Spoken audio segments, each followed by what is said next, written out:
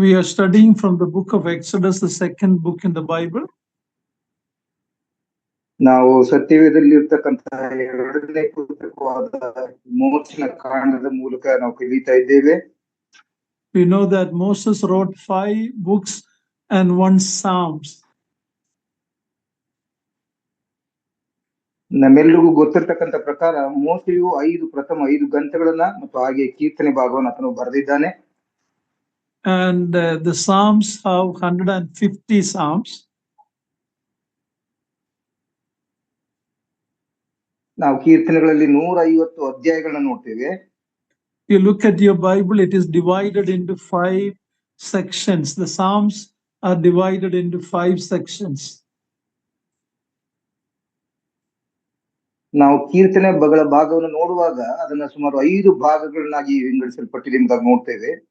Those 5 sections are related to the first 5 books of Moses.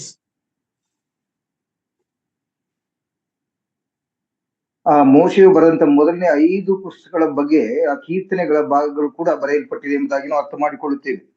Yeah, I have heard a message on that recently and I was very encouraged. ಅದರ ಕುರಿತಾಗಿ ನಾವು ಇತ್ತೀಚೆಗೆ ದೇವರ ವಾಕ್ಯವನ್ನು ಕೇಳಿ ನಾನು ಉತ್ತೇಜನಗೊಂಡಿದ್ದೇನೆ. Anyhow, Genesis talks about the creation and the fall and ends with death. ನಾವು ನೋಡ್ತೇವೆ ಆದಿಕಾಂಡ ಪಾಪದ ಕುರಿತಾಗಿ ಮತ್ತು ಸೃಷ್ಟಿಯ ಕುರಿತಾಗಿ ನಾವು ಕಲಿಯುತ್ತೇವೆ. And it ended with death.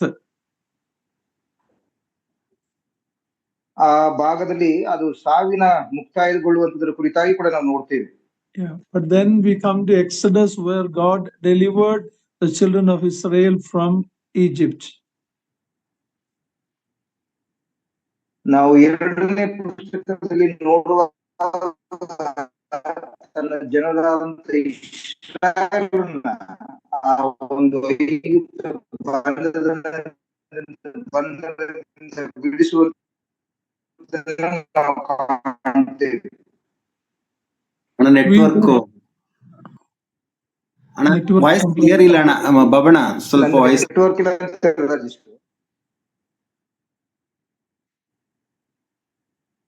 ಬೇರೆ ಮಾಡಿ ಅಣ್ಣ. ಅಲ್ಲ ಜಾಯ್ನ್ ಆಗೋ ತನಕ ಮಾಡ್ತೀನಿ. ಅವ್ರು ಸ್ವಲ್ಪ ಜಾಯ್ನ್ ಆಗ್ಲಿಕ್ಕೆ ಹೇಳಿ. ಸರಿ continue. Okay, so we were dead in our sins. ನಾವುಗಳು ಕೂಡ ನಮ್ಮ ಪಾಪದಲ್ಲಿ ನಾವು ಸತ್ತು ಹೋಗಿದ್ದೆವು. Through Jesus Christ we are delivered. ನಮ್ಮ ಕರ್ತನಾದ ಯೇಸು ಕ್ರಿಸ್ತನ ಮೂಲಕ ನಮ್ಮ ಪಾಪಗಳಿಂದ ನಾವು ಬಿಡುಗಡೆಯನ್ನು ಹೊಂದಿದ್ದೇವೆ. So we are the second book, Exodus, refers to how we were delivered from sin. ಈ ವಿಮೋಚನಾ ಕಾಂಡ ಭಾಗವು ವಿಶ್ವಾಸಿಗಳಂತ ನಮಗೆ ಹೇಗೆ ನಾವು ಪಾಪದಿಂದ ಮುಕ್ತಿಗೊಂಡಿದ್ದೇವೆ ಎಂಬುದಾಗಿ ಅದರ ಛಾಯೆಯಾಗಿ ವಿಮೋಚನಾ ಕಾಂಡವು ಬರೆಯಲ್ಪಟ್ಟಿದೆ. In the chapter we looked at last time, 21, we looked at the different laws given to the children of Israel through Moses. ನಾವು 21ನೇ ಅಧ್ಯಾಯದಲ್ಲಿ ಯಾವ ರೀತಿಯ ಇಸ್ರಾಯೇಲರಿಗೆ ವಿಧ ವಿಧವಾದಂತ ದೇವರ ಕಾಯ್ದೆಗಳು ಕೊಡಲ್ಪಟ್ಟಿತು ಎಂಬುದಾಗಿ ನಾವು ನೋಡುವಂತವರಾಗಿರ್ತೇವೆ. We looked at the freedom a servant can have, and then what if the servant don't want to go, what should be done to him. ಅಲ್ಲಿ ನಾವು ಒಬ್ಬ ಸೇವಕನಾಗಿ ಯಾವ ಕಾಯ್ದೆಗೆ ಒಳಪಡಬೇಕು ಮತ್ತು ಒಂದು ವೇಳೆ ಒಳಪಡದೆ ಹೋಗುವುದಾದ್ರೆ ಆತನ ನಿಯಮಗಳು ಏನಿತ್ತು ಎಂಬುದಾಗಿ ನಾವು ಕೇಳಲ್ಪಟ್ಟಿದ್ದೇವೆ, ನೋಡಿದ್ದೇವೆ. If he want to be a permanent servant, what should be done to him. ಒಂದು ವೇಳೆ ನೀವು ನಿರಂತರವಾದಂತ ಸೇವಕನಾಗಿರಬೇಕಾದ್ರೆ ಆತನು ಏನು ಮಾಡಬೇಕಾಗಿತ್ತು ಎಂಬುದಾಗಿ ಕೂಡ ನೋಡಿದ್ದೇವೆ. Through that we saw about the greatest servant, the Lord Jesus Christ. ಅದರ ಮೂಲಕವಾಗಿ ನಮ್ಮ ಕರ್ತನಾದ ಕ್ರಿಸ್ತನು ಒಬ್ಬ ದೊಡ್ಡ ಸೇವಕನಾಗಿ ಕಾಣಿಸಿಕೊಳ್ಳುವುದನ್ನು ನಾವು ನೋಡ್ತೇವೆ. Then we saw different personal injuries. If somebody kill a person, if somebody intentionally kill or accidentally kill, what should happen.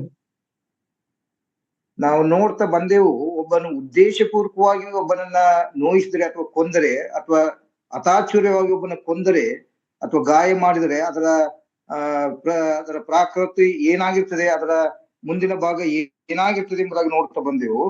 Now we are coming to chapter 22. ನಾವೀಗ 22ನೇ ಅಧ್ಯಾಯಕ್ಕೆ ಬರ್ತೇವೆ. It has to do with property rights of Israelite, property rights. ಅಲ್ಲಿ ಇಸ್ರಾಯೇಲರಿಗೆ ಇದ್ದಂತ ಸ್ವತ್ತಿನ ನಿಯಮಗಳ ಕುರಿತಾಗಿ ನಾವು ನೋಡುವಂತವರಾಗಿರ್ತೇವೆ. Many people today think that right and wrong is subjective. That means my truth may be different for you. That is how the society see today.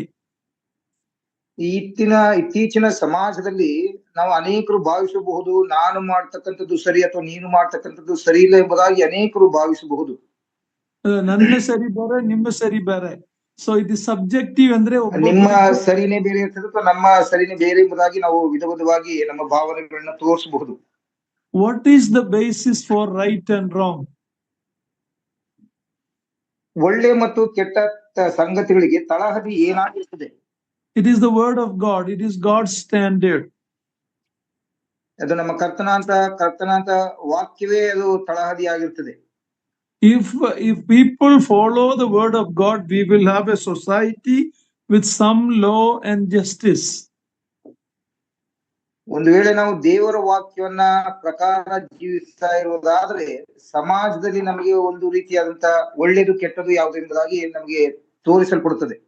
Chapter 21 to 24 deals with the everyday life of an Israelite. ನಾವು 21ರಿಂದ 24ನೇ ಅಧ್ಯಾಯ ತನಕ ಇಸ್ರಾಯೇಲರು ಯಾವ ರೀತಿ ತಮ್ಮ ಜೀವಿತಗಳನ್ನ ಜೀವಿಸಬೇಕೆಂಬುದಾಗಿ ಅಲ್ಲಿ ಕೊಡಲ್ಪಟ್ಟಿದೆ. It may be a boring reading to some. ಕೆಲವರಿಗೆ ಆ ಅಧ್ಯಾಯಗಳನ್ನು ಓದುವಾಗ ಒಂದು ವೇಳೆ ಬೇಸರವಾಗಬಹುದು. It is similar to reading a law book. ಒಂದು ಕಾಯಿದೆ ಪುಸ್ತಕವನ್ನು ಓದುವಂತ ರೀತಿಯಲ್ಲಿ ಕೂಡ ಅದು ಇರ್ತದೆ.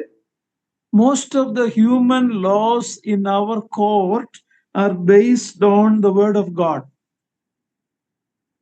ಇತ್ತೀಚಿನ ಸರ್ಕಾರದಲ್ಲಿ ಈ ಸರ್ಕಾರದ ಕಾಯ್ದೆಗಳು ವಾಕ್ಯಕ್ಕೆ ಅನುಸಾರವಾಗಿದೆ ಎಂಬುದಾಗಿ ನಾವು ತಿಳ್ಕೊಳ್ತೇವೆ. For example, in the 10 commandments, God said, "Thou shalt not kill." ನಾವು ದಶಾಜ್ಞೆಗಳಲ್ಲಿ ಅದರಲ್ಲಿ ಒಬ್ಬನು ಕೊಲೆ ಮಾಡಬಾರದು ಎಂಬುದಾಗಿ ನೋಡ್ತೇವೆ. It protects us and our family. ಅದು ನಮ್ಮ ಕುಟುಂಬಗಳಿಂದ ಅದು ನಮ್ಮನ್ನ ರಕ್ಷಿಸುವಂತದ್ದಾಗಿದೆ. I am happy that the Bible says, "Thou shalt not steal." ದೇವರ ವಾಕ್ಯ ನಮಗೆ ತಿಳಿಸುವಂತದ್ದು ನಾವು ಕದಿಯಬಾರದು ಎಂಬುದಾಗಿ. It protects our property. ಅದು ನಮ್ಮ ಸ್ವತ್ತುಗಳನ್ನ ಕಾಪಾಡುತ್ತದೆ. So these and other laws are the basis for having an order in the society. ಈ ಎಲ್ಲಾ ಕಾಯ್ದೆಗಳು ಸಮಾಜಕ್ಕೆ ಅನುಗುಣವಾಗಿ ದೇವರ ವಾಕ್ಯದ ಪ್ರಕಾರವೇ ನಮಗೆ ಕೊಡಲ್ಪಟ್ಟಿದೆ. Okay, now let's read the first verse of chapter 22 verse 1. ನಾವು 22ನೇ ಅಧ್ಯಾಯದ 1ನೇ ವಚನವನ್ನ ಓದ್ತಾ ಬರೋಣ. ನಾನು ಓದ್ತೇನೆ. ಒಬ್ಬನು ಎತ್ತನ್ನಾಗಲಿ ಕುರಿಯನ್ನಾಗಲಿ ಕದ್ದುಕೊಂಡು ಕೊಯ್ದರೆ ಇಲ್ಲವೇ ಮಾರಿದರೆ ಅವನು ಎತ್ತಿಗೆ ಪ್ರತಿಯಾಗಿ 5 ಎತ್ತುಗಳನ್ನು, ಕುರಿಗೆ ಪ್ರತಿಯಾಗಿ 4 ಕುರಿಗಳನ್ನು ಕೊಡಬೇಕು. Yeah, I don't know why there is a difference between 5 oxen and 4 sheep. ನನಗೆ ಗೊತ್ತಿಲ್ಲ ಎತ್ತುಗಳಲ್ಲಿ 5 ಮತ್ತು ಕುರಿಗಳಲ್ಲಿ 4 ಯಾಕೆ ಎಂಬುದಾಗಿ ನನಗೆ ಗೊತ್ತಿಲ್ಲ. But in the New Testament, when Zacchaeus in Luke chapter 19 verse 8, when the Lord went to his house, he is confessing and telling. Please read Luke 19:8. Brother Naveen from Jindal will read the passage, okay? ಲೂಕನು ಬರೆದ ಸುವಾರ್ತೆ 19ನೇ ಅಧ್ಯಾಯ 5ನೇ ವಚನವನ್ನ ದಯಮಾಡಿ ಸಹೋದರ ನವೀನ್ ರವರು ಓದಬೇಕಾಗಿ ಕೇಳ್ಕೊತೇನೆ. 8ನೇ ವಚನ. 8ನೇ ವಚನ 19ನೇ ಅಧ್ಯಾಯದ 8ನೇ ವಚನ. ಆದರೆ ಜಕ್ಕಾಯನು ನಿಂತುಕೊಂಡು ಸ್ವಾಮಿಗೆ, ಸ್ವಾಮಿ, ನೋಡು, ನನ್ನ ಆಸ್ತಿಯಲ್ಲಿ ಅರ್ಧವನ್ನು ಬಡವರಿಗೆ ಕೊಡುತ್ತೇನೆ, ಮತ್ತು ನಾನು ಅನ್ಯಾಯವಾಗಿ ಯಾರಿಂದ ಏನಾದರೂ ಎಳಕೊಂಡಿದ್ದೇ ಆದರೆ 4ರಷ್ಟು ಹಿಂದಕ್ಕೆ ಕೊಡುತ್ತೇನೆ ಎಂದು ಹೇಳಿದನು. Yeah, so we see that Zacchaeus is referring to this principle when he said, I will give back fourfold. ಇಲ್ಲಿ ನಾವು ನೋಡ್ತೇವೆ ಜಕ್ಕಾಯನು ಕೂಡ ತನ್ನ ತಪ್ಪಿಗೆ ನಾನು 4 ಭಾಗವನ್ನು ಕೊಡುತ್ತೇನೆ ಎಂಬುದಾಗಿ ಹೇಳುವಾಗ ಆತನ ಒಂದು ವೇಳೆ ಆ ವಿಮೋಚನಾ ಕಾಂಡದಲ್ಲಿ ಬರೆಯಲ್ಪಟ್ಟಂತ ರೀತಿಯಲ್ಲಿ ಆತನು ಕಲಿತಿರಬಹುದು ಎಂಬುದಾಗಿ ನಾವು ಅರ್ಥ ಮಾಡಿಕೊಳ್ಬೇಕಾಗಿದೆ. Normally in our society, the law says if there is some damage, pay back what is damage. ಒಂದು ವೇಳೆ ಇತ್ತೀಚಿನ ದಿನಗಳಲ್ಲಿ ನಮ್ಮ ಸಮಾಜದಲ್ಲಿ ನಾವು ಏನಾದ್ರೂ ನಷ್ಟಪಡಿಸುವುದಾದ್ರೆ ಆ ನಷ್ಟಕ್ಕೆ ಬದಲಾಗಿ ಅದರ ವ್ಯವಸ್ಥೆಯನ್ನು ಮಾಡಬೇಕೆಂಬುದಾಗಿ ಕಾನೂನಿದೆ. But the law of restoring fourfold is much better. ಇಲ್ಲಿ ನಾವು ನೋಡ್ತೇವೆ ಇದು ತಿರುಗಿ ಪಡೆದುಕೊಳ್ಳುವಂತ ನ್ಯಾಯದ ಪ್ರಕಾರವಾಗಿ ಇದು ಅದಕ್ಕಿಂತ ಕೂಡ ದೊಡ್ಡದಾಗಿದೆ ಎಂಬುದಾಗಿ ನಾವು ನೋಡ್ತೇವೆ. To give back fourfold. 4 ಅಂಶ ಅದಕ್ಕೆ ಮಿಗಿಲಾಗಿ ಕೊಡುವಂತದ್ದು. It because of the human nature. ಅದು ಮಾನವನ ಪ್ರಕೃತಿಗೆ ಅನುಗುಣವಾಗಿ ಎಂಬುದಾಗಿ ನಾವು ಅರ್ಥ ಮಾಡಿಕೊಳ್ಳುತ್ತೇವೆ. Normally, if a person has stolen something and damaged it, giving fourfold means next time we'll be careful because he has to work very hard to give fourfold. So it will prevent. ಒಂದು ವೇಳೆ ಒಬ್ಬ ವ್ಯಕ್ತಿ ಏನಾದ್ರೂ ನಷ್ಟ ಮಾಡಿ ಅಥವಾ ಯಾರನ್ನಾದ್ರೂ damage ಮಾಡಿರುವುದಾದ್ರೆ ಅಥವಾ ನಷ್ಟ ಮಾಡುವುದಾದ್ರೆ ಅದಕ್ಕೆ 4 ಭಾಗ ಕೊಡುವಂತ ರೀತಿಯಲ್ಲಿ ನೋಡುವಾಗ ಆ ಮುಂದಿನ ದಿನಗಳಲ್ಲಿ ಆತನು ಬಹಳ ಭಯಭ್ರಾಂತನಾಗಿ ಜೀವಿಸ್ತಾನೆ ಎಂಬುದಾಗಿ ಅದರ ಅರ್ಥ. Human nature is always the same. ನಮ್ಮ ಮನುಷ್ಯ ಸ್ವಭಾವವು ಯಾವಾಗ್ಲೂ ಅದೇ ರೀತಿ ಇದೆ ಎಂಬುದಾಗಿ ನಾವು ಅರ್ಥ ಮಾಡಿಕೊಳ್ಳಬೇಕಾಗಿದೆ. And God is also the same.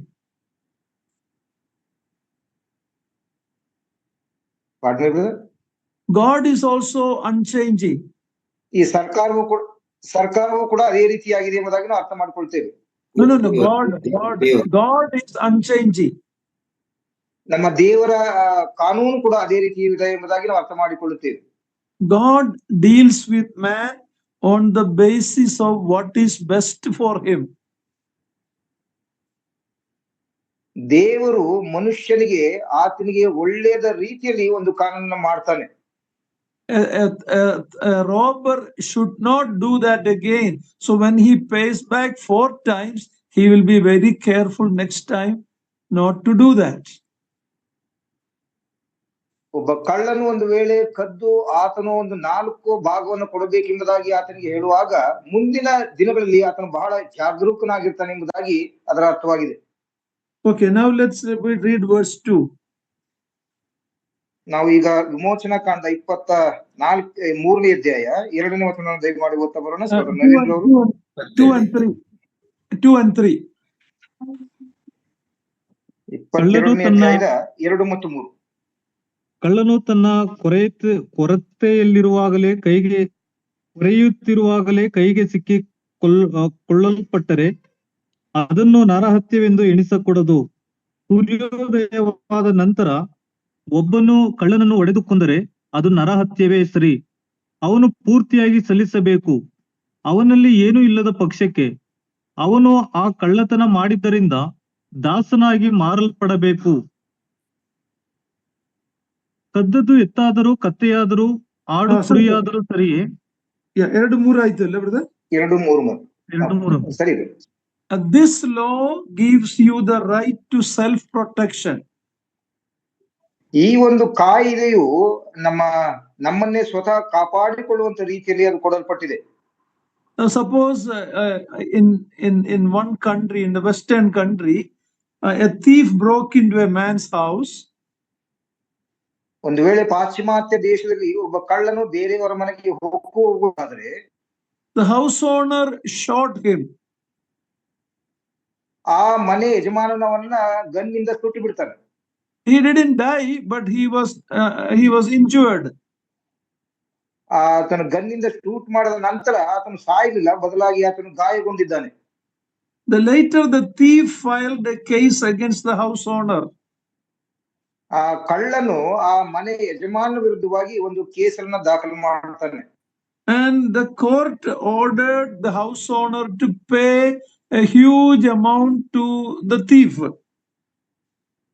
ಆ ಮನೆ ಯಜಮಾನಿಗೆ ಕಳ್ಳನಿಗೆ ನೀನು ಸುಮಾರು ದೊಡ್ಡ ಒಂದು ಹಣವನ್ನ ಕೊಡಬೇಕೆಂಬುದಾಗಿ ಒಂದು ತೀರ್ಪನ್ನ ಕೊಡುತ್ತದೆ.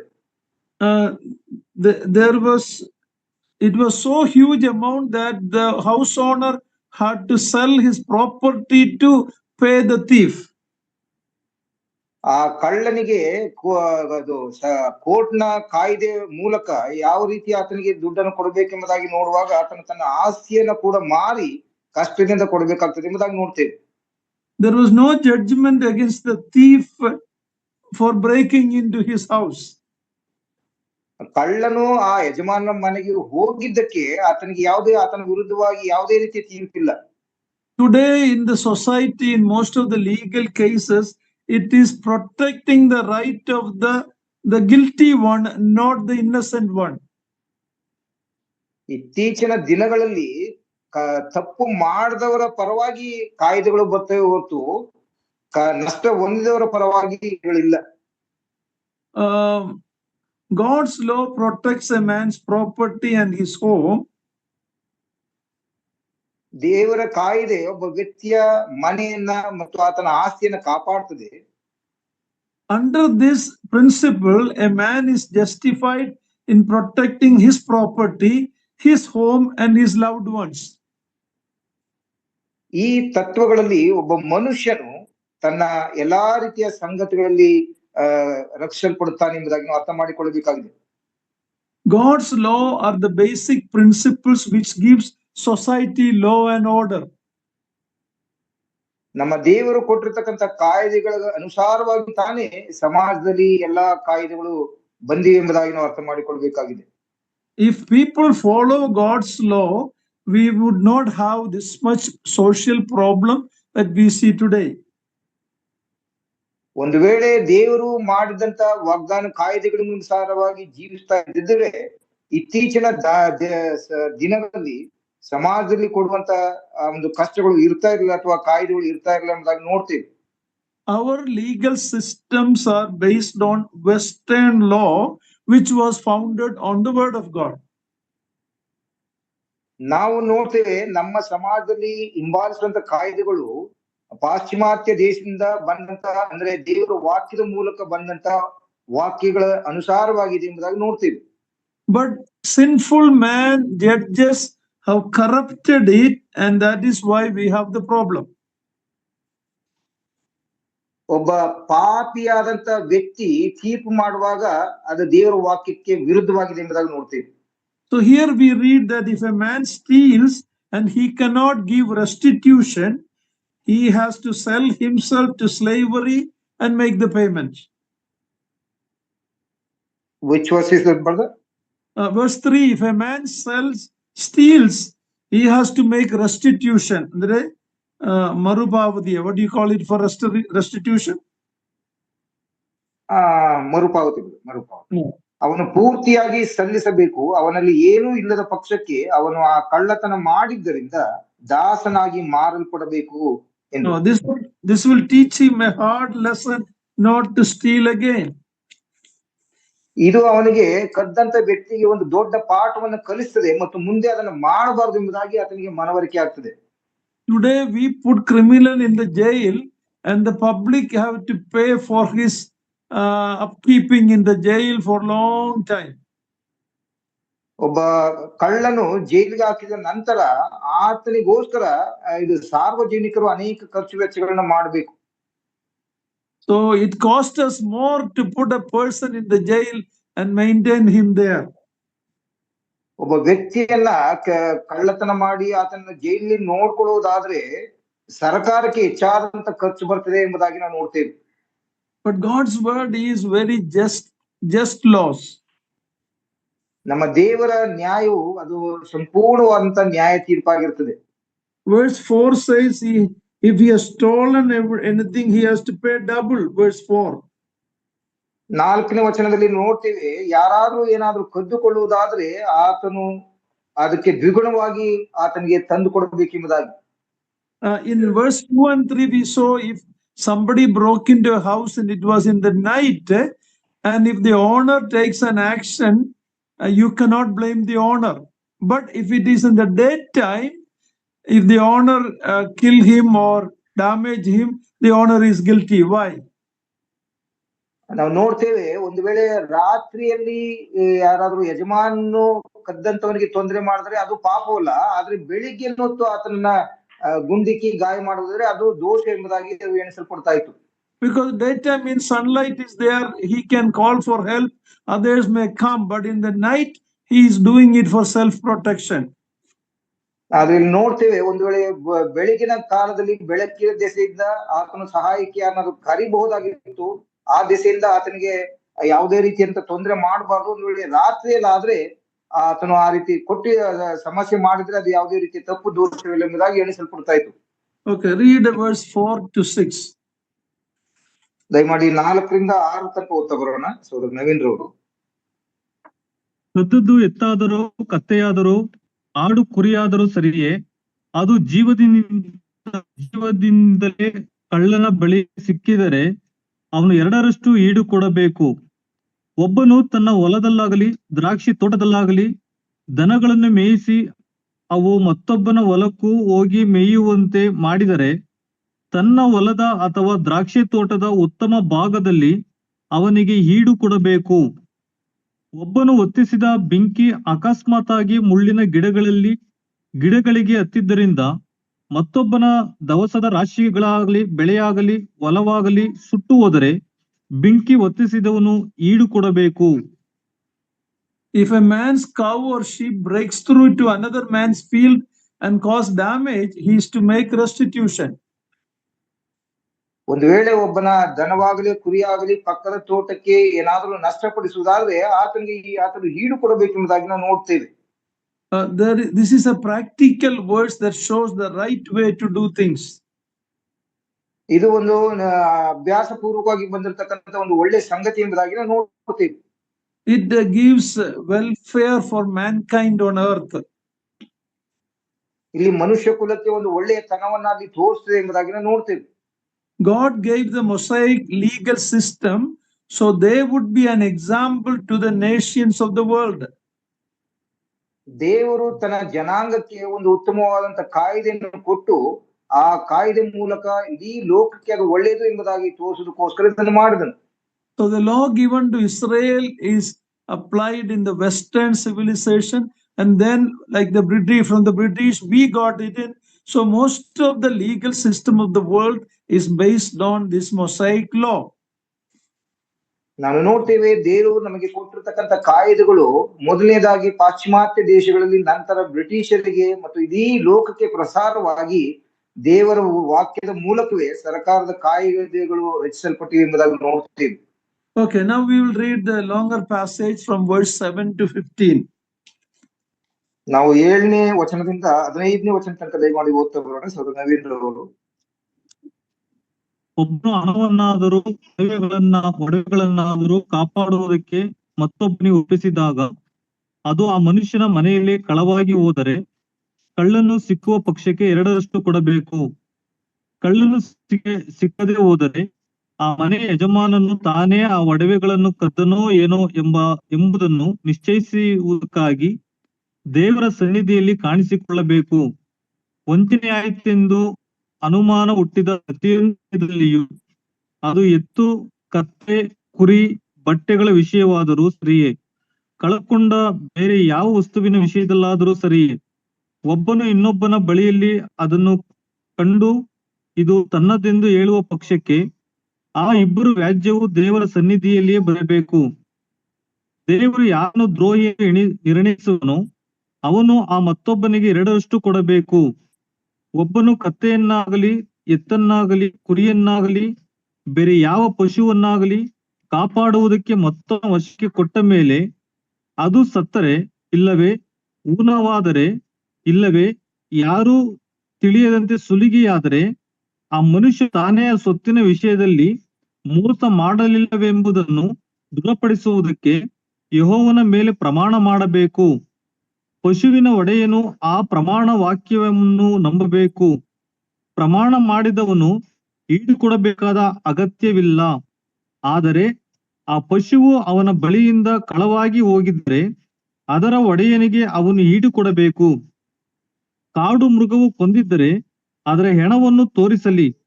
ಕಾಡು ಮೃಗವು ಕೊಂದಿದ್ದಕ್ಕೆ ಬದಲು ಕೊಡಬೇಕಾದ ಅವಶ್ಯವಿಲ್ಲ. ಒಬ್ಬನು ಮತ್ತೊಬ್ಬನಿಂದ ಪಶುವನ್ನು ಸ್ವಲ್ಪ ಕಾಲಕ್ಕೆ ತೆಗೆದುಕೊಂಡಿರಲಾಗಿ ಆ ಪಶುವಿನ ಒಡೆಯನು ಅದರ ಹತ್ತಿರವಿಲ್ಲದ ಸಮಯದಲ್ಲಿ ಅದು ಊನವಾದರೆ ಇಲ್ಲವೇ ಸತ್ತರೆ ಕೇಳಿಕೊಂಡವನು ಈಡು ಕೊಡಬೇಕು. ಒಡೆಯನು ಅದರ ಹತ್ತಿರದಲ್ಲಿ ಇದ್ದರೆ ಅವನಿಗೆ ಈಡು ಕೊಡಬೇಕಾದ ಅಗತ್ಯವಿಲ್ಲ. ಅದನ್ನು ಬಾಡಿಗೆಗೆ ತೆಗೆದುಕೊಂಡ ಪಕ್ಷಕ್ಕೆ ಅದಕ್ಕೆ ಉಂಟಾದ ನಷ್ಟವು ಬಾಡಿಗೆಯ ಲೆಕ್ಕಕ್ಕೆ ಎಣಿಕೆಯಾಗಿರಬೇಕು. Yeah, like I said, these are maybe not very good reading. It is maybe a boring, but let us learn what God is telling. ದೇವರು ಹೇಳಿರ್ತಕ್ಕಂಥ ಸಂಗತಿಗಳನ್ನ ನಾವು ಕಲಿತಾ ಬರೋಣ. ಒಂದು ವೇಳೆ ಇದ್ರೆ ಈ ವಾಕ್ಯಗಳನ್ನು ಓದು ಬರುವಾಗ ನಮಗೆ ಒಂದು ರೀತಿಯಾದಂತ ಬೇಸರವಾಗಬಹುದು ಓದ್ಲಿಕ್ಕೆ. In those days, there was no banks or banking system. ಹಳೆ ಕಾಲದಲ್ಲಿ ನೋಡುವಾಗ ಯಾವುದೇ ರೀತಿಯಂತ ಬ್ಯಾಂಕಿನ ವಹಿವಾಟುಗಳು ಇರಲಿಲ್ಲ. So items or animals are given for safekeeping in someone else's hand.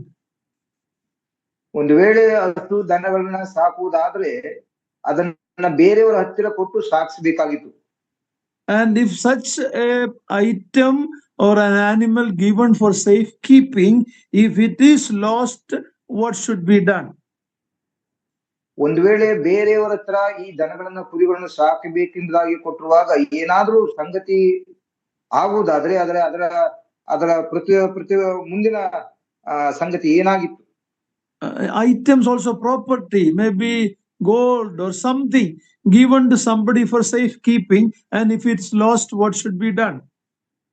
ಸುರಕ್ಷತೆಯ ದೃಷ್ಟಿಯಿಂದ ಆಸ್ತಿಗಳ ಕುರಿತಾಗಿ ಒಂದು ವೇಳೆ ಚಿನ್ನ ಬೆಳ್ಳಿ ಇಂಥವುಗಳನ್ನ ಬೇರೆಯವ್ರ ಕೊಟ್ಟು ಅದು ಏನಾದ್ರೂ ನಷ್ಟಪಡಿಸುವುದಾದ್ರೆ ಅದರ ಕೃತ್ಯವೇನಾಗ್ತಾ ಇತ್ತು?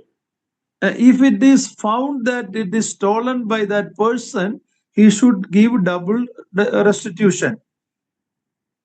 ಒಂದು ವೇಳೆ ಕೊಡಲ್ಪಟ್ಟ ವ್ಯಕ್ತಿ ಅದನ್ನು ಕದ್ದುಕೊಂಡು ಸುಳ್ಳಾಡುವುದಾದ್ರೆ ಆ ವ್ಯಕ್ತಿ ಅದರ ದ್ವಿಗುಣವಾಗಿ ಕೊಡಬೇಕಾಗಿತ್ತು ಎಂಬುದಾಗಿ ನೋಡ್ತೇವೆ.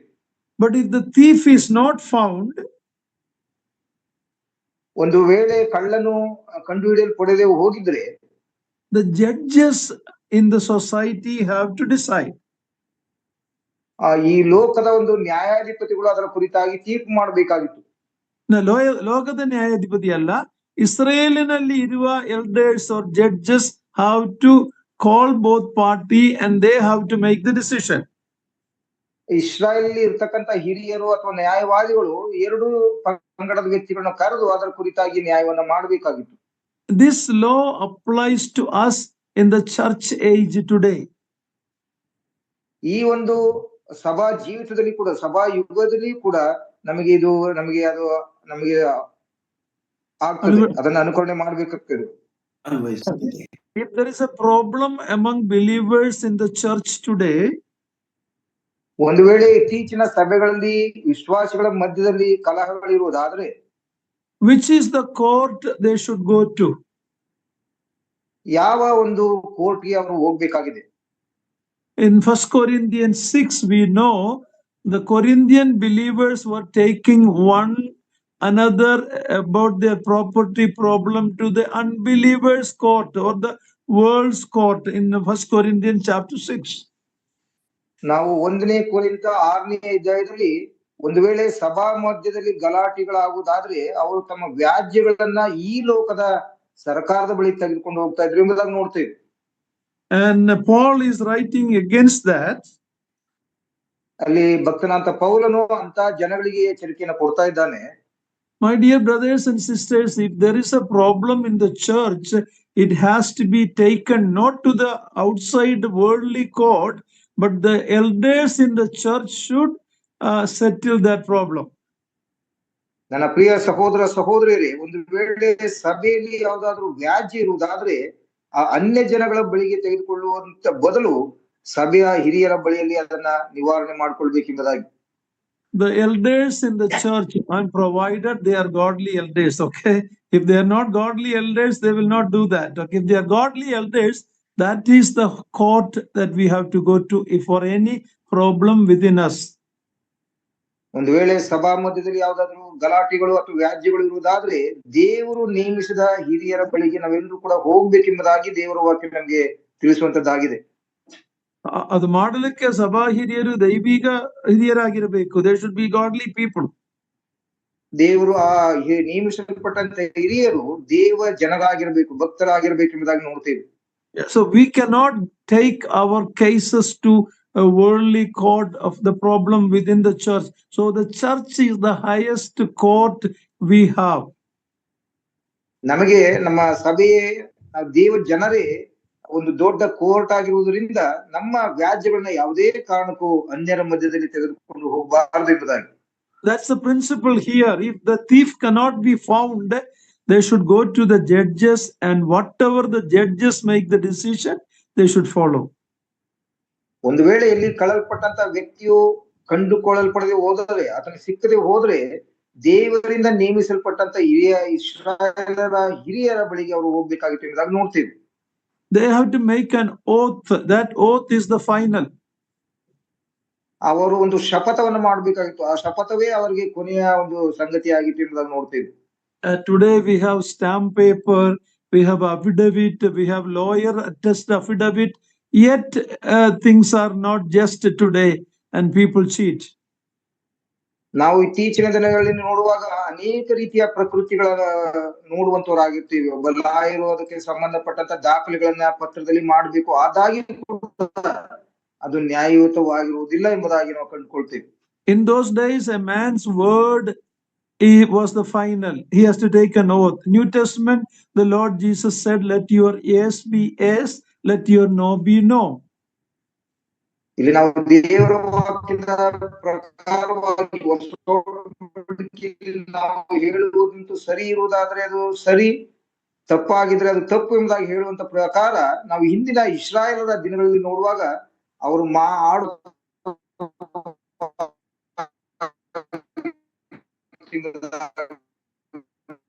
ನೋಡ್ತೀವಿ.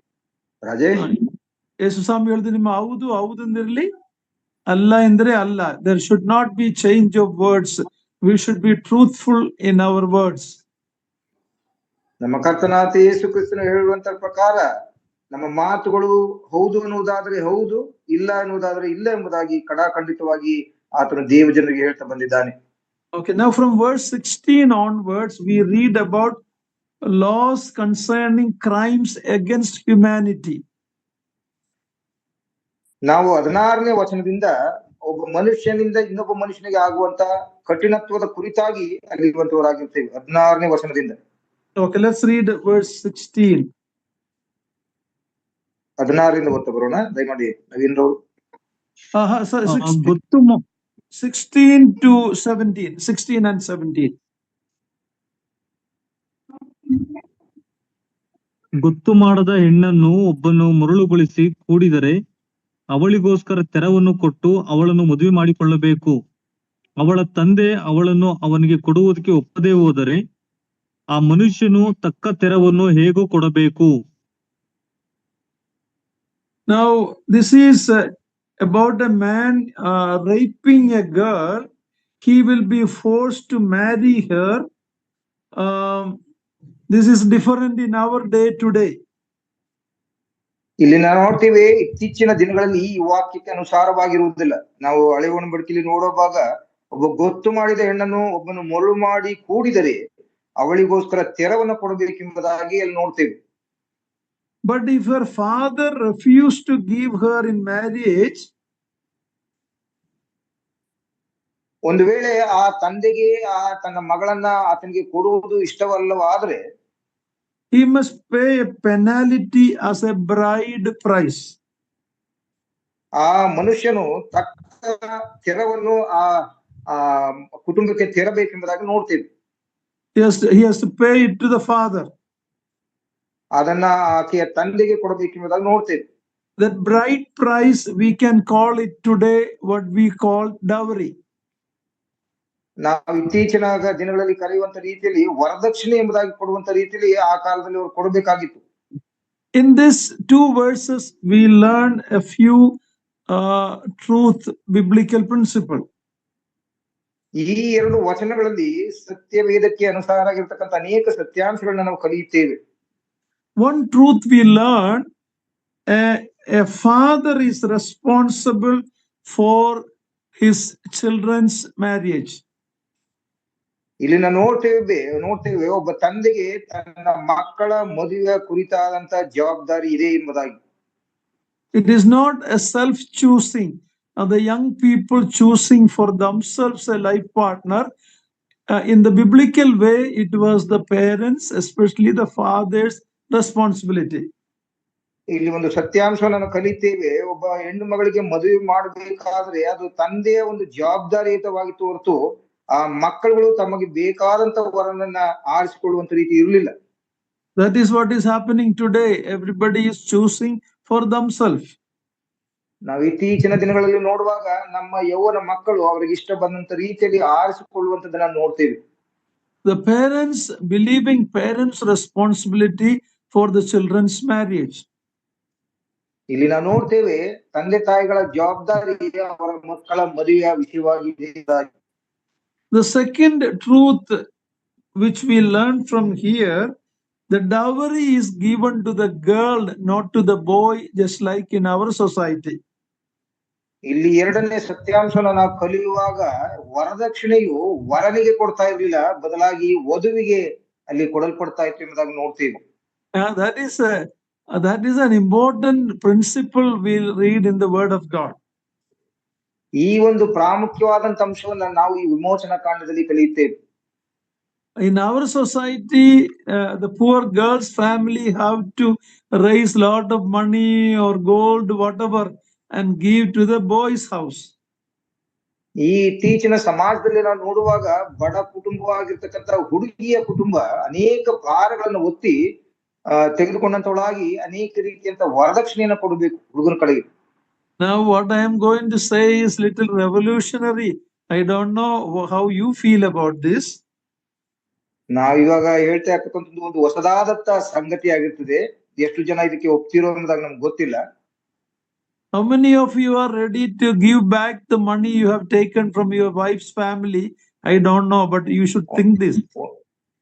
ಒಂದು ವೇಳೆ ಮದುವೆ ಆಗಿರ್ತಕ್ಕಂಥ ನಾವುಗಳು ನಮ್ಮ ಪತ್ನಿಯರಿಂದ ಪಡೆದಂತಕ್ಕಂಥ ಅನೇಕ ಸಂಗತಿಗಳನ್ನ ಎಷ್ಟು ಜನರು ಹಿಂದಕ್ಕೆ ಕೊಡ್ಲಿಕ್ಕೆ ಬಯಸ್ತೇವೆ. Biblical principle, the woman is the valuable one. In Malayalam we will say Stri Dhanam. Dowry is called Stri Dhanam. Another meaning is Stri is the Dhanam. The girl is the valuable one. ಸತ್ಯವೇದಕ್ಕನುಸಾರವಾಗಿ ಸ್ತ್ರೀಯರಿಗೆ ಒಂದು ದೊಡ್ಡ ಭಾಗವನ್ನು ಅಥವಾ ಅವರೇ ಪ್ರಾಮುಖ್ಯವಾಗಿ ಕೊಡಲ್ಪಟ್ಟಿರುವ ದಿಸೆಯಿಂದ ನಾವು ಅದನ್ನ ನೋಡ್ತೀವಿ. Example, Abraham sent his servant to find a bride for Isaac, and we see that servant taking lot of things and giving to Rebecca and her family. ಇಲ್ಲಿ ನಾವು ನೋಡ್ತೇವೆ ಅಬ್ರಹಾಮನು ತನ್ನ ಮಗನಾದಂತ ಇಸಾಕನಿಗೆ ಹುಡುಗಿಯನ್ನು ಹುಡುಕ್ಲಿಕ್ಕೆ ಹೋಗುವಾಗ ಅನೇಕ ರೀತಿಯಾದಂತ ವಸ್ತುಗಳನ್ನ ಕಳುಹಿಸ್ತಾನೆ ಎಂಬುದಾಗಿ ನೋಡ್ತೇವೆ. You can read that in Genesis 24. ನಾವು ಅದನ್ನ 24ನೇ ಆದಿಕಾಂಡದಲ್ಲಿ ನಾವು ನೋಡಬಹುದು. ಆದಿಕಾಂಡದ 24ನೇ ಅಧ್ಯಾಯದಲ್ಲಿ. And when Saul the king wanted David to marry his daughter,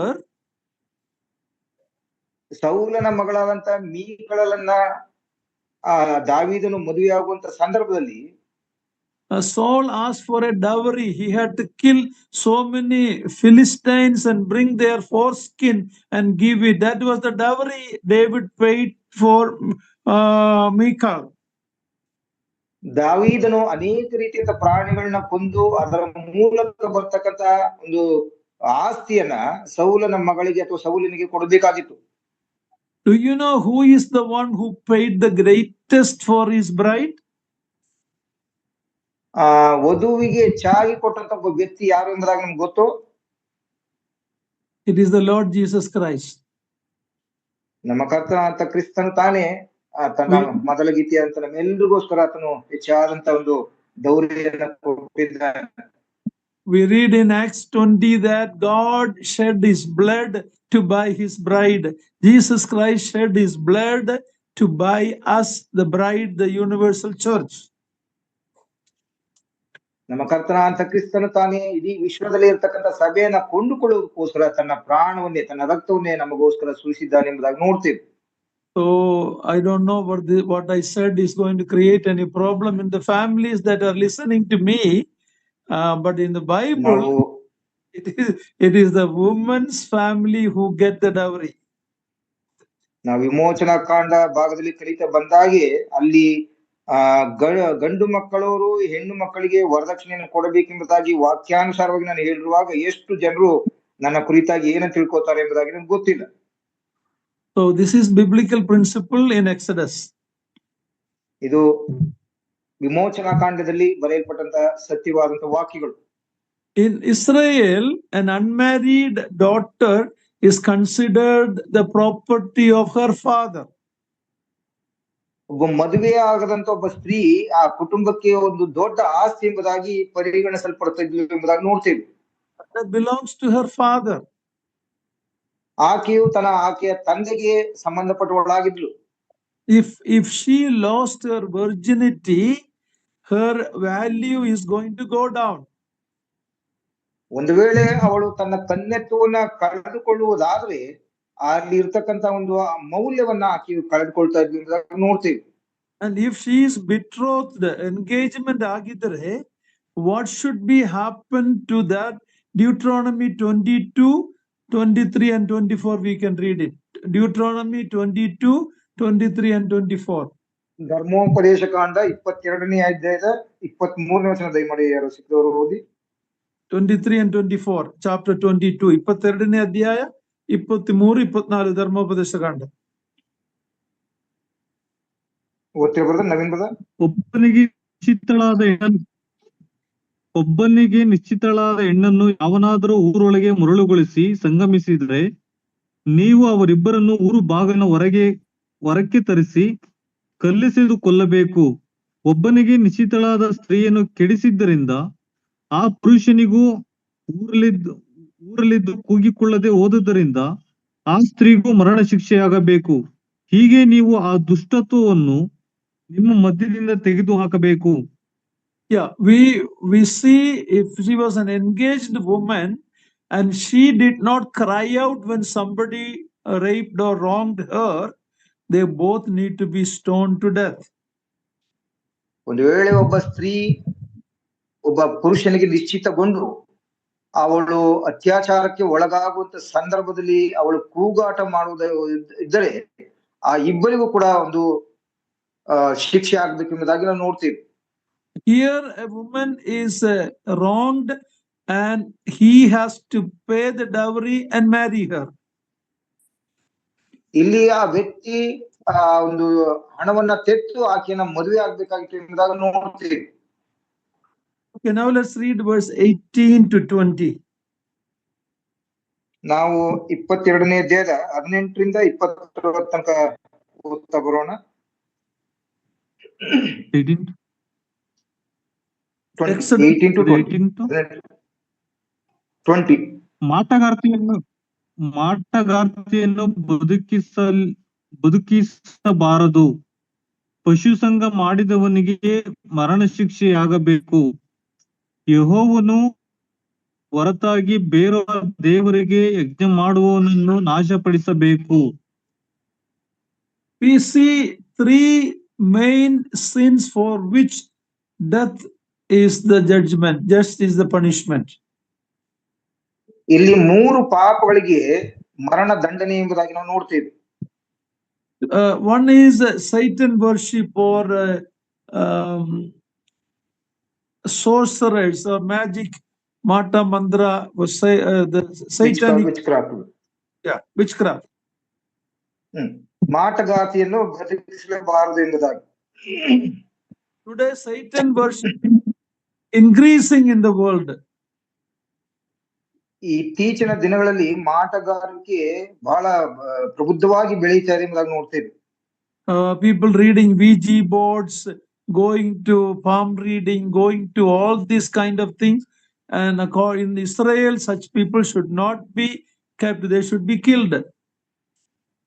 ಇತ್ತೀಚಿನ ದಿನಗಳಲ್ಲಿ ನೋಡುವಾಗ ಅನೇಕರು ಮಾಟವನ್ನ ಅಥವಾ ಅನೇಕ ರೀತಿಯಂತ ಕೈಗಳನ್ನ ನೋಡಿ ಶಾಸ್ತ್ರ ಹೇಳುವಂಥದ್ದು ಇಂಥಕ್ಕೆ ಮಾರು ಹೋಗಿ ಹೆಚ್ಚಾಗಿ ಅದಕ್ಕೆ ಬೆರೆಯುತ್ತಾ ಇದ್ದಾರೆ ಎಂಬುದಾಗಿ ನೋಡ್ತಿದ್ವಿ. ಆದರೆ ಇಸ್ರಾಯೇಲರಿಗೆ ಅಂತವರಿಗೆ ಶಿಕ್ಷೆ ಆಗ್ಬೇಕೆಂಬುದಾಗಿ ಹೇಳಲ್ಪಟ್ಟಿದೆ.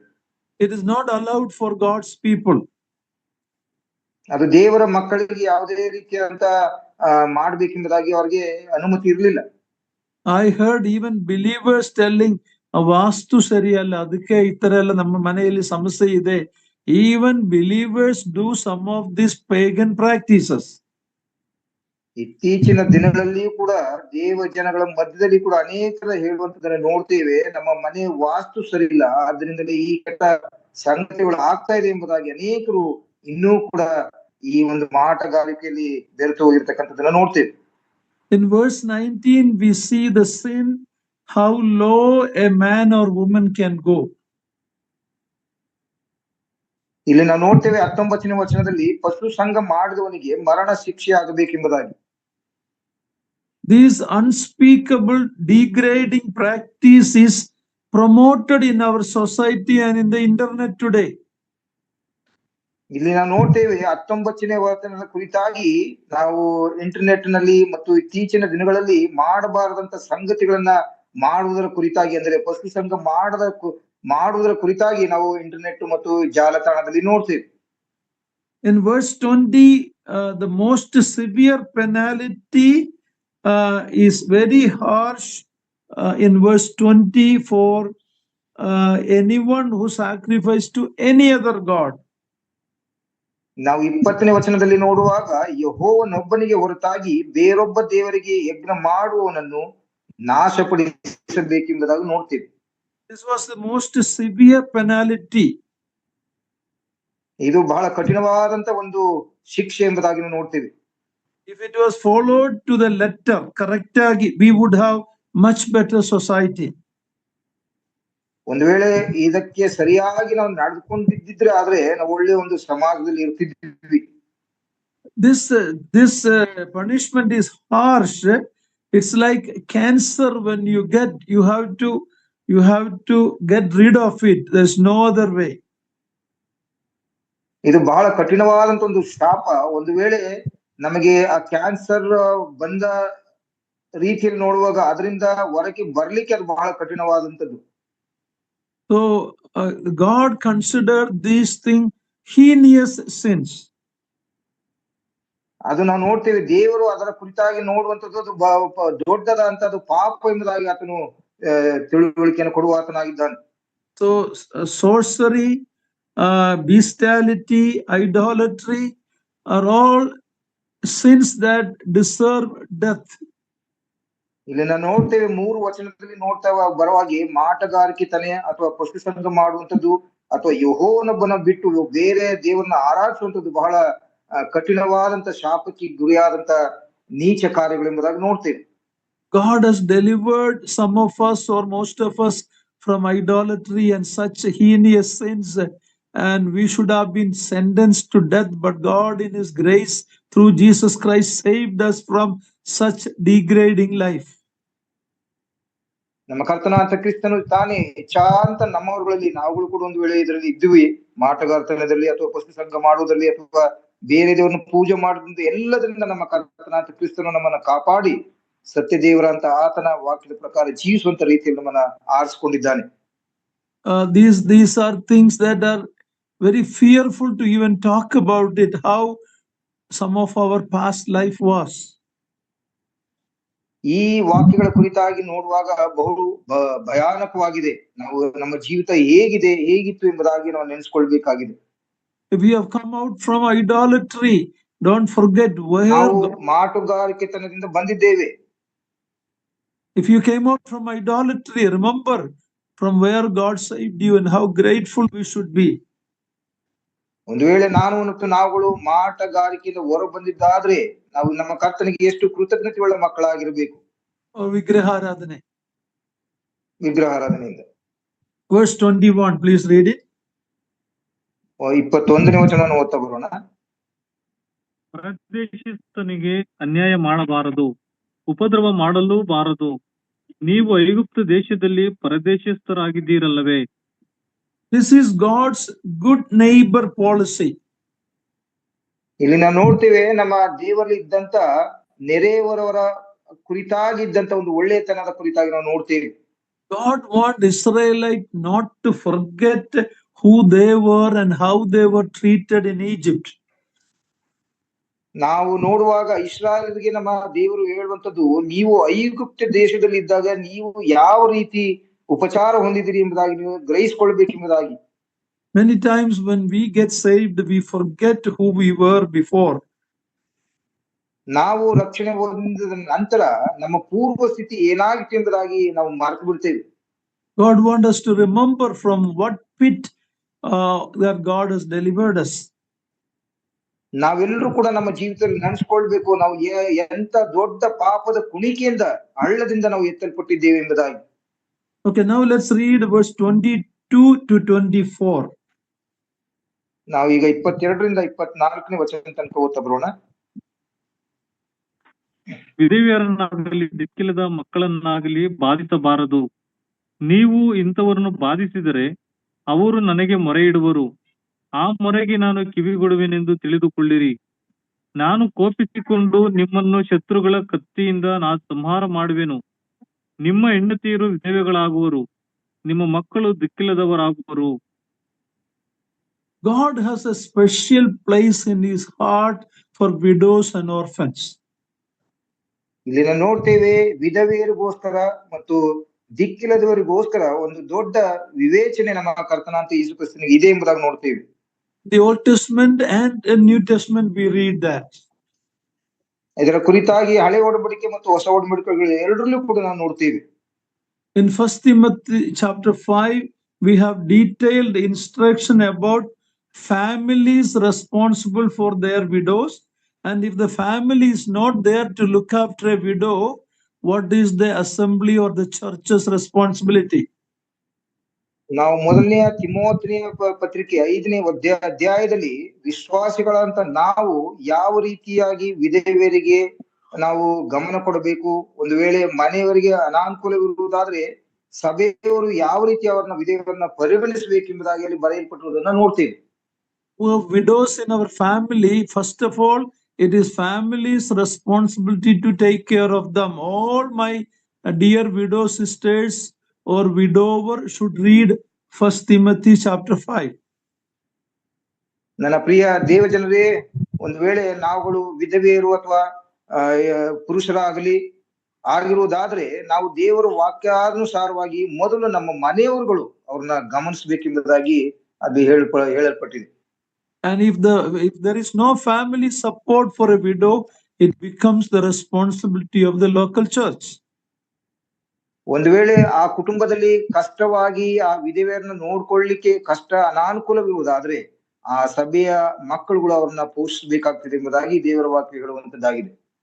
God is called or known as the God of the widows and orphans.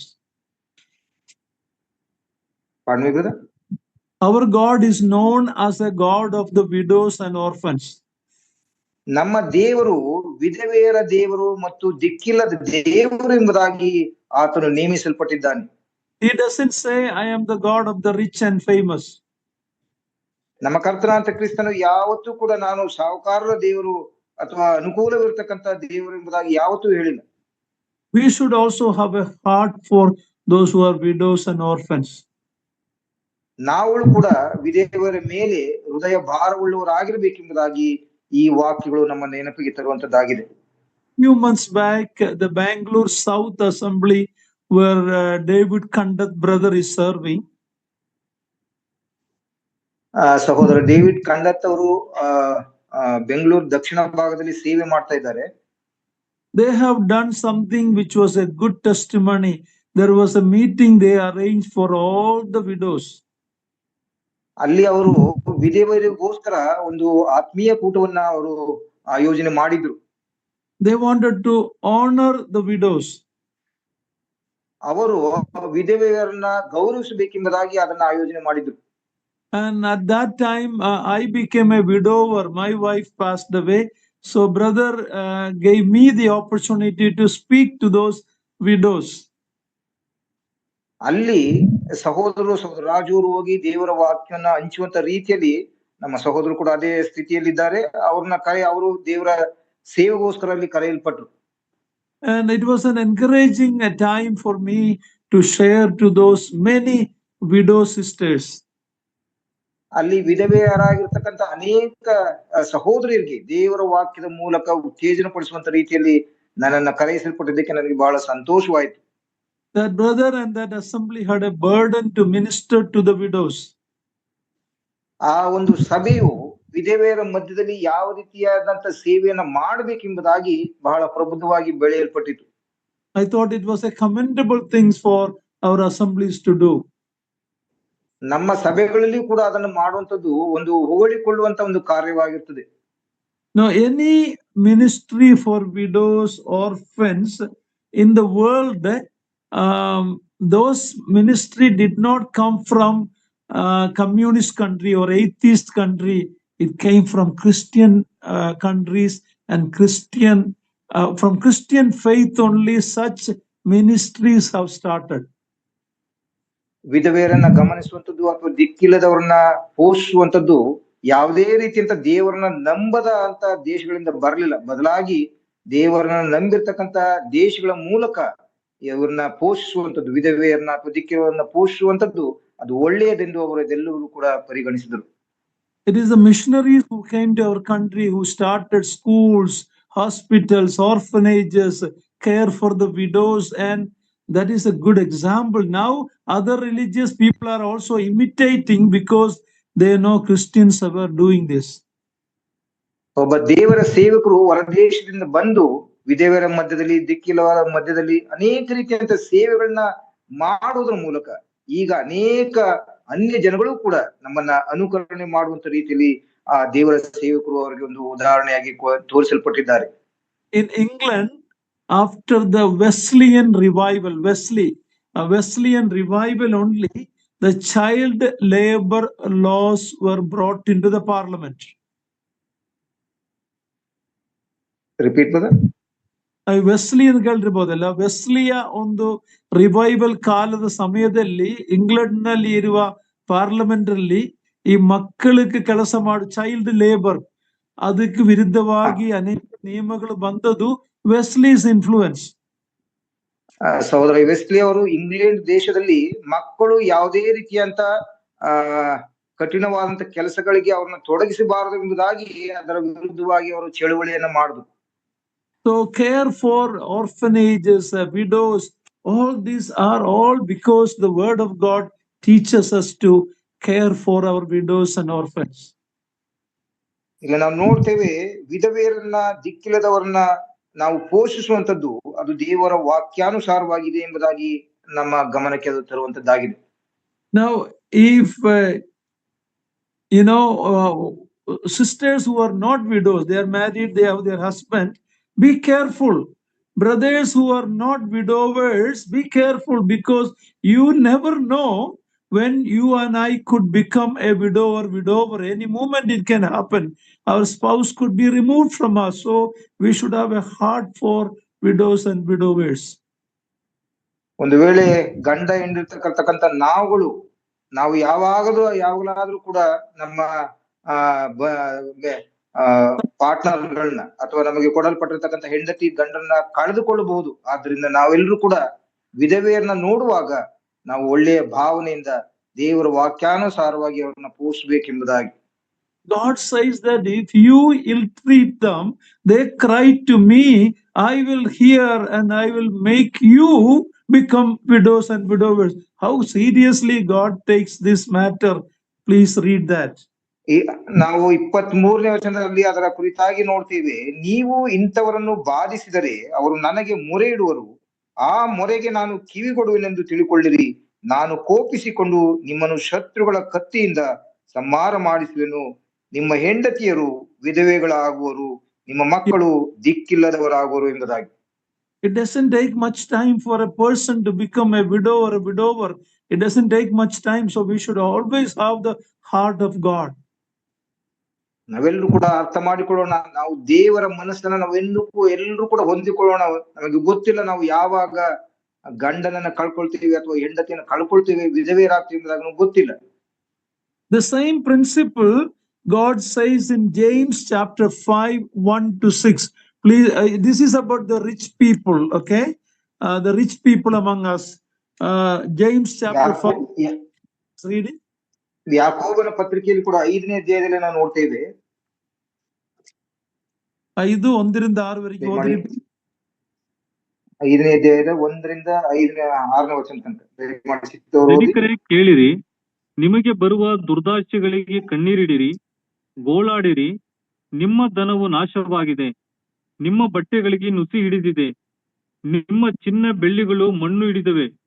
ಆ ಮಣ್ಣೇ ನಿಮಗೆ ಸಾಕ್ಷಿಯಾಗಿದ್ದು ಬೆಂಕಿಯಂತೆ ನಿಮ್ಮ ಮಾಂಸವನ್ನು ನುಂಗಿ ಬಿಡುವುದು. ಅಂತ್ಯ ದಿವಸಗಳು ಬಂದರು, ದ್ರವ್ಯವನ್ನು ಕೂಡಿಸಿ ಇಟ್ಟುಕೊಂಡಿದ್ದೀರಿ. ನಿಮ್ಮ ಹೊಲಗಳನ್ನು ಕುಯ್ದವರ ಕೂಲಿಯನ್ನು ನೀವು ಅನ್ಯಾಯವಾಗಿ ಹಿಡಿದುಕೊಂಡಿದ್ದೀರಿ. ಅಗೋ, ಆ ಕೂಲಿ ನಿಮ್ಮ ಮೇಲೆ ಕೂಗಿಕೊಳ್ಳುತ್ತದೆ, ಮತ್ತು ಕುಯ್ದವರ ಕೂಗು ಸಕಲ ಸೇನಾಧಿಪತಿಯಾಗಿರುವ ಕರ್ತನ ಕಿವಿಗಳಲ್ಲಿ ಬಿದ್ದಿದೆ. ಭೂಲೋಕದಲ್ಲಿ ನೀವು ಅತಿ ಭೋಗಿಗಳಾಗಿ ಬದುಕಿ ಮನಸ್ಸು ಬಂದಂತೆ ನಡೆದುಕೊಂಡಿದ್ದೀರಿ. ವಧೆಯ ದಿವಸ ಬಂದರು, ನಿಮ್ಮನ್ನು ಕೊಬ್ಬಿಸಿಕೊಂಡಿದ್ದೀರಿ. ನೀವು ನೀತಿವಂತನಿಗೆ ಮರಣದಂಡನೆಯನ್ನು ವಿಧಿಸಿ ಅವನನ್ನು ಕೊಂದು ಹಾಕಿದ್ದೀರಿ. ಅವನು ನಿಮ್ಮನ್ನು ಎದುರಾಯಿಸುವನಲ್ಲ. So God is telling widows and widowers that if they cry, if we do injustice to them, God will personally take care of it. ಒಂದು ವೇಳೆ ನಾನು ಮತ್ತು ನಾವುಗಳು ವಿಧವೆಯರನ್ನ ಕಡೆಗಾಣಿಸಿ ಅವರನ್ನು ನೋಯಿಸುವುದಾದ್ರೆ ಅವರ ಮೊರೆಗೆ ದೇವರು ಲಾಲಿಸಿ ನಮಗೆ ಶಾಪವನ್ನ, ನಮಗೆ ಕಷ್ಟಗಳನ್ನ ಆತನು ಕೊಡುವಾತನಾಗಿದ್ದಾನೆ ಎಂಬುದಾಗಿ ನಾವು ಅರ್ಥ ಮಾಡಿಕೊಳ್ಳಬೇಕಾಗಿದೆ. About people who unjustly make money and trouble the laborers, if they cry, God will hear.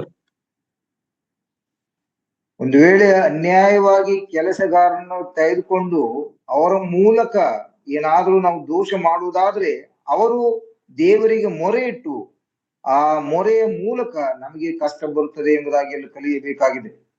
In many of the crimes, God will allow people to judge, but with widows and orphans, God himself will judge.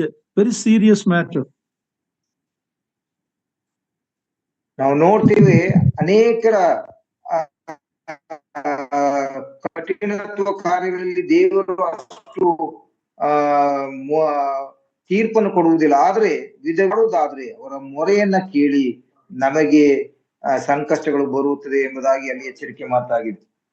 ನಾನು ಕನ್ನಡದಲ್ಲಿ ಹೇಳಲು ಬಯಸುತ್ತೇನೆ, ಕೆಲವು ತಪ್ಪುಗಳಿಗೆ ಮನುಷ್ಯರೇ ದೇವರು ನಾಯಕರುಗಳೇ ಶಿಕ್ಷೆ ವಿಧಿಸಬೇಕು. ಆದರೆ ವಿಧವೆ ಅನಾಥರಿಗೆ ಕಷ್ಟ ಮಾಡುವಾಗ ಅದು ದೇವರು ತಾನೇ ತೀರ್ಪು ಮಾಡಲಿಕ್ಕಿದೆ ಎಂದು. So it's a serious matter. Now let's read verse 25. ನಾವು 25ನೇ ವಚನವನ್ನು ಓದ್ತಾ ಬರೋಣ. ನನ್ನ ಜನರಲ್ಲಿ ಒಬ್ಬ ಬಡವನಿಗೆ ನೀನು ಸಾಲ ಕೊಟ್ಟರೆ ಅವನನ್ನು ಸಾಲಗಾರನಂತೆ ನಡೆಸಬಾರದು, ಅವನಿಂದ ಬಡ್ಡಿಯನ್ನು ಕೇಳಬಾರದು. Money lending, all God's people should not take loans. That is the teaching of the word of God. ದೇವರ ವಾಕ್ಯದ ಅನುಸಾರವಾಗಿ ದೇವ ಜನರು ಸಾಲ ಪಡೆದುಕೊಳ್ಳಬಾರದು ಎಂಬುದಾಗಿ. In case of an emergency situation where you took it, you should keep your word and pay back. ಅತಾಶ್ಚರ್ಯವಾಗಿ ಕಷ್ಟದ ಮಧ್ಯದಲ್ಲಿ ನೀನು ತೆಗೆದುಕೊಂಡಿರುವುದಾದ್ರೆ ಅದನ್ನ ನೀನು ತಿರುಗಿ ಕೊಡಬೇಕು.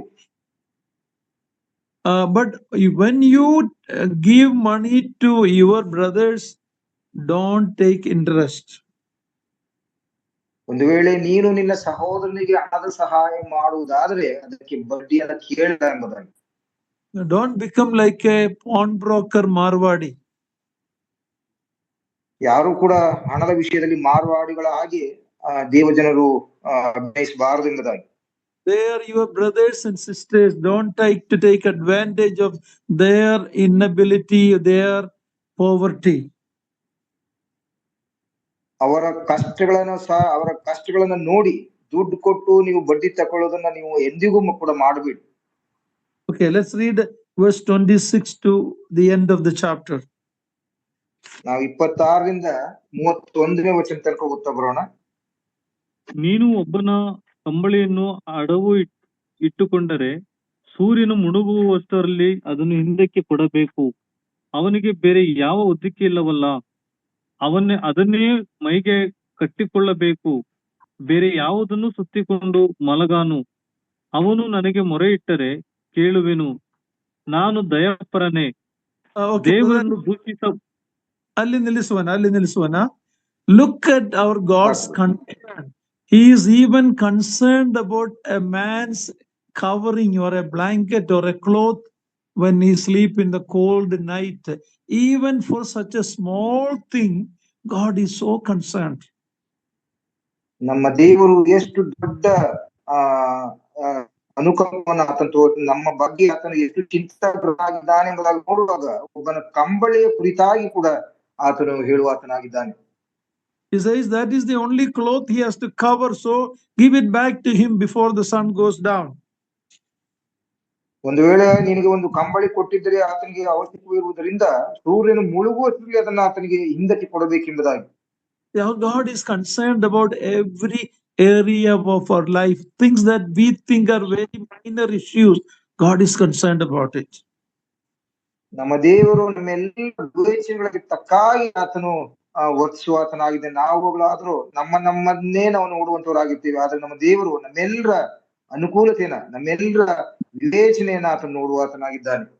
Okay, lastly, let's read verse 28 to 31. ನಾವು ಕೊನೆಯದಾಗಿ 28ರಿಂದ 31 ತನಕ ಓದ್ತಾ ಬರೋಣ.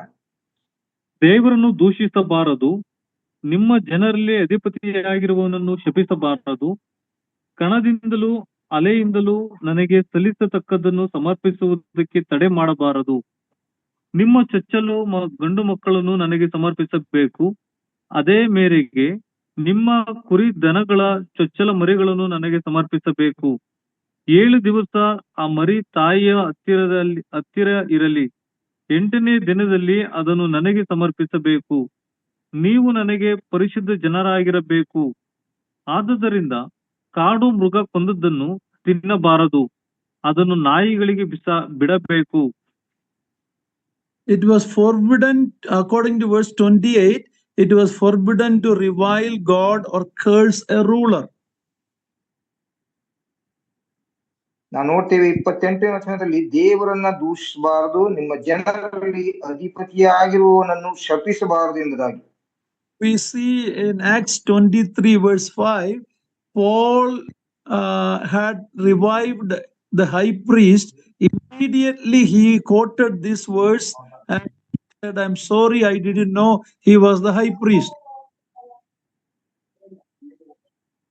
ಇಲ್ಲಿ ನಾವು ಪೌಲನ ಕುರಿತಾಗಿ ನೋಡುವಾಗ ಅಪೊಸ್ತಲರ ಕೃತ್ಯ 23ನೇ ಅಧ್ಯಾಯದಲ್ಲಿ ಆತನು ಅಧಿಪತಿಯಾಗಿರುವವರ ವಿರುದ್ಧವಾಗಿ ಮಾತನಾಡುವಾಗ ಆತನು ಅದನ್ನು ಅರ್ಥ ಮಾಡಿಕೊಳ್ಳುವಂತನಾಗಿದ್ದಾನೆ. ವಿಮೋಚನಾ ಕಾಂಡ ಭಾಗದ ಕುರಿತಾಗಿ.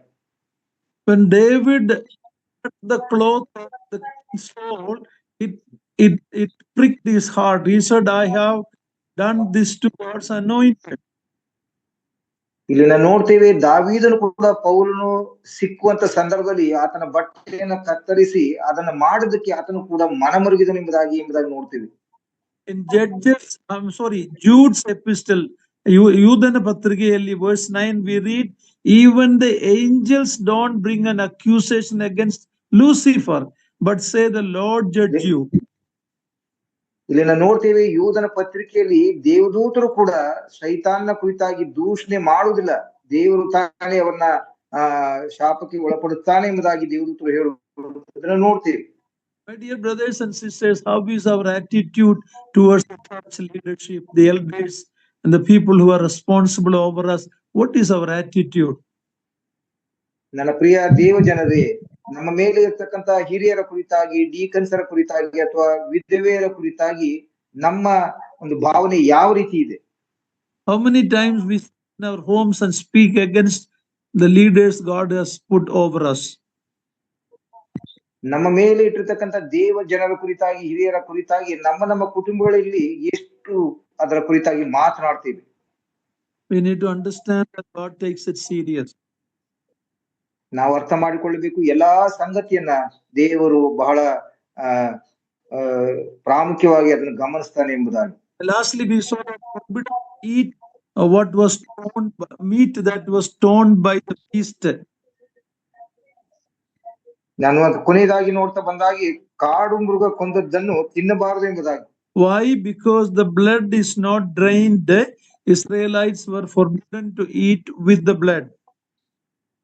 ಅಲ್ಲಿ ಇಸ್ರಾಯೇಲರು ರಕ್ತದೊಂದಿಗೆ ಇದ್ದಂತ ಮಾಂಸವನ್ನು ತಿನ್ನಬೇಕೆಂಬುದಾಗಿ ಅವರಿಗೆ ಹೇಳಲ್ಪಟ್ಟಿದ್ದರು. The beast has devoured an animal, its blood is inside, it should not eat. The life is in the blood. ಇಲ್ಲಿ ರಕ್ತದಲ್ಲಿ ಜೀವವಿದೆ ಎಂಬುದಾಗಿ ನೋಡ್ತೇವೆ. ಒಂದು ಪ್ರಾಣಿ ಅದನ್ನ ಕೊಂದುವಾಗ ಅದರ ರಕ್ತವನ್ನು ಕುಡಿದಿರ್ತದೆ, ಆದ್ರಿಂದ ಅದನ್ನ ಕಾಡು ಮೃಗ ಕೊಂದದ್ದನ್ನ ತಿನ್ನಬಾರದು ಎಂಬುದಾಗಿ ದೇವರ ವಾಕ್ಯ ಬರೆಯಲ್ಪಟ್ಟಿದೆ. It could also cause diseases. ಒಂದು ವೇಳೆ ಅದನ್ನ ತಿನ್ನುವುದಾದ್ರೆ ನಮಗೆ ಒಂದು ಕಾಯಿಲೆಯನ್ನ ಅದು ತರುವಂತದ್ದಾಗಿದೆ ಎಂಬುದಾಗಿ ಎಚ್ಚರಿಕೆ ಇದೆ. Okay, God is concerned about every area of our life. ನಮ್ಮ ಜೀವಿತದ ಎಲ್ಲಾ ಒಂದು ಏರಿಯಾಗಳಲ್ಲಿ ಆತನು ನಮ್ಮ ಎಲ್ಲಾ ರೀತಿಯ ಗಮನವನ್ನು ಆತನಿದ್ದಾನೆ. Thank God we are not under the Old Testament law.